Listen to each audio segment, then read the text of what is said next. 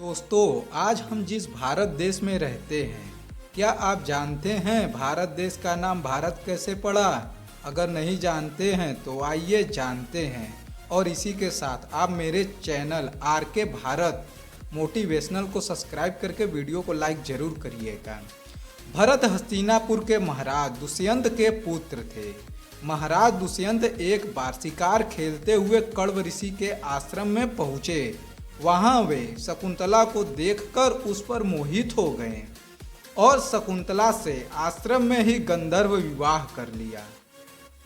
आश्रम में ऋषि कण्व के न होने के कारण महाराज दुष्यंत शकुंतला को अपने साथ नहीं ले जा सके। उन्होंने शकुंतला को एक अंगूठी दे दी जो उनके विवाह की निशानी थी। एक दिन शकुंतला अपनी सहेलियों के साथ बैठी महाराज दुष्यंत के बारे में सोच रही थी। तभी दुर्वासा ऋषि आश्रम में आ गए।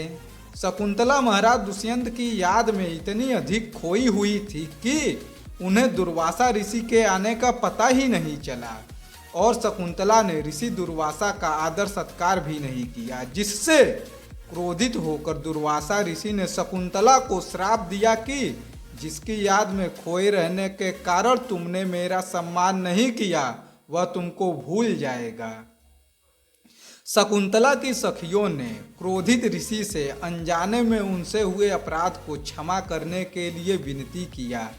ऋषि ने कहा, मेरे श्राप का प्रभाव खत्म तो नहीं हो सकता, किंतु दुष्यंत द्वारा दी गई अंगूठी को दिखाने से उन्हें अपने विवाह का स्मरण हो जाएगा। कण्व ऋषि जब आश्रम वापस आए तो उन्हें शकुंतला के विवाह का पता चला। उन्होंने एक गृहस्थ की भांति अपनी पुत्री को पति के पास जाने के लिए विदा किया। शकुंतला के पास राजा द्वारा दी गई अंगूठी कहीं खो गई। राजा दुष्यंत श्राप के कारण अपने विवाह की घटना भूल चुके थे। वह शकुंतला को पहचान नहीं सके। निराश शकुंतला अपनी माँ मेनका पिता कश्यप ऋषि के आश्रम में रहने लगी। वह उस समय गर्भवती थी और आश्रम में ही उनके पुत्र भरत का जन्म हुआ। भरत बचपन से ही वीर और साहसी थे।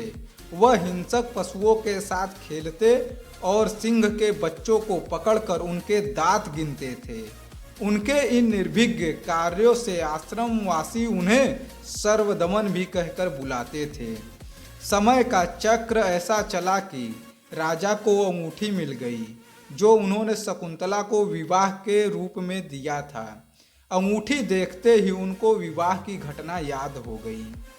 शकुंतला की खोज में भटकते हुए एक दिन महाराज दुष्यंत कश्यप ऋषि के आश्रम में पहुंच गए जहां शकुंतला रहती थी। उन्होंने बालक भरत को शेर के बच्चों के साथ खेलते देखा। राजा दुष्यंत ने ऐसे साहसी वीर बालक को पहले कभी नहीं देखा था। बालक के चेहरे पर अद्भुत तेज था। महाराज दुष्यंत ने बालक भरत से उनका परिचय पूछा। भरत ने अपना और अपनी मां का नाम बता दिया। महाराज दुष्यंत ने भरत का परिचय जानकर उन्हें गले से लगा लिया और शकुंतला के पास गए। अपने पुत्र एवं पत्नी को लेकर वह हस्तिनापुर वापस लौट आए। हस्तिनापुर में भरत की शिक्षा दीक्षा हुई। दुष्यंत के बाद भरत राजा हुए। उन्होंने अपने राज्य की सीमा का विस्तार संपूर्ण आर्यावर्त, उत्तरी और मध्य भारत में कर दिया। अश्वमेघ यज्ञ कर उन्होंने चक्रवर्ती सम्राट की उपाधि प्राप्त की। चक्रवर्ती सम्राट भरत ने अपने राज्य में सुदृढ़ न्याय व्यवस्था और सामाजिक एकता स्थापित की। उन्होंने सुविधा के लिए अपने शासन को विभिन्न विभागों में प्रशासन नियंत्रित स्थापित किया। भारत की शासन प्रणाली से उनकी कीर्ति सारे संसार में फैल गई। सिंह के साथ खेलने वाले इस भरत के नाम पर ही हमारे देश भारत का नाम पड़ा। दोस्तों, आपको भरत की कहानी कैसी लगी आप हमें कमेंट बॉक्स में ज़रूर बताइएगा। इसी के साथ जय हिंद, जय भारत, जय श्री राम।